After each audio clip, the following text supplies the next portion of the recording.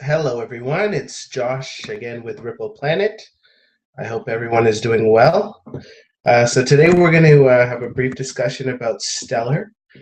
Stellar is a relatively new uh, cryptocurrency, and it was launched in July of this year. And it's actually a Ripple fork, so it's fairly similar to Ripple in the way it works.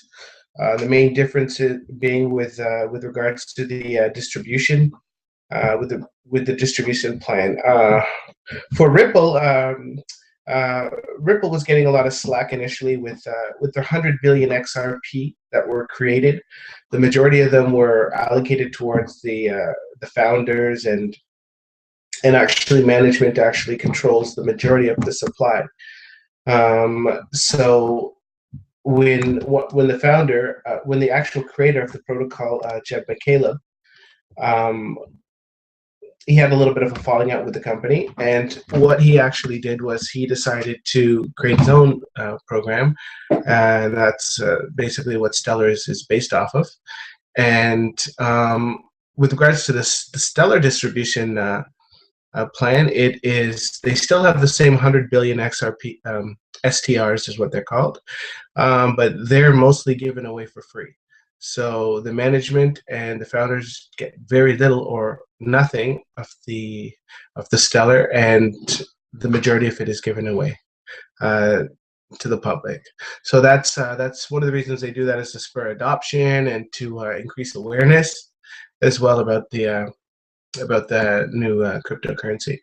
Um, but recently, Stellar, for the past few months, Stellar has been trading relatively flat, I'd say. And in the last, I would say, in the last week or so, they've really been picking up some steam, um, noticeably alongside Ripple, and that's not too surprising based on the fact that Ripple and Stellar are very close, similar to a Bitcoin and Litecoin relationship. So you can, if you can remember, there was a time when Bitcoin rose, Litecoin would rise with it, and I guess we can kind of draw the same sort of comparison here. So when we see Ripple rising, we should expect to see Stellar rise, just I guess basically for the same fundamental reasons.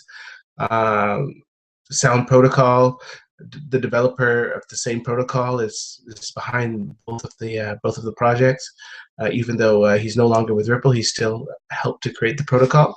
So he does have a significant impact in that.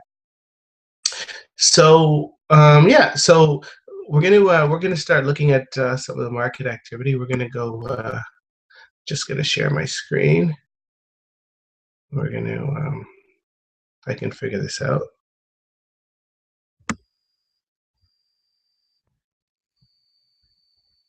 Okay, here we go.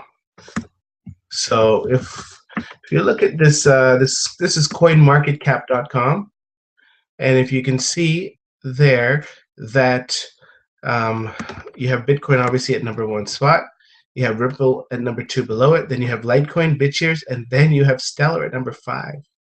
And today alone, it's gained over 60%. I do expect it to to level off at some point, and but who knows? It could just keep going straight up. Nobody knows. The fact of the matter is, if you look at what's been happening with Ripple, the same sort of thing. Ripple's up almost 100% over the past few weeks, so it's going pretty. They're kind of going. I guess you could say they're running parallel, and they're basically going up. And actually, surprisingly, those are the only two currencies that are really going up in the whole cryptocurrency space. Everything else is kind of flat or in the red. Bitcoin itself hasn't been doing anything for the past, I would say, at least over a few months. And it appears that Bitcoin and Ripple, as well as Bitcoin and Ripple for sure, you can expect when you see Ripple rising, you can expect to see Bitcoin decreasing. So that's kind of a neat relationship when it's just actually started happening. If Bitcoin's going up, you can maybe assume Ripple might be flat or, not very impressive gains. But if If Ripple is going up, then that kind of spells out bad news for Bitcoin. And the reason why is because one of the issues with Bitcoin is that confirmation times take so long. You've got to wait 10 minutes for the first confirmation, and then you've got to wait however many more minutes, another 10 minutes for another confirmation. You got to wait up to an hour before you can actually say the transaction has been successfully confirmed. And that's within the Bitcoin network. On the other hand, if you were within the Ripple network and you wanted to send Bitcoin, it would be sent instantaneously. There would be no wait for confirmation of transaction times.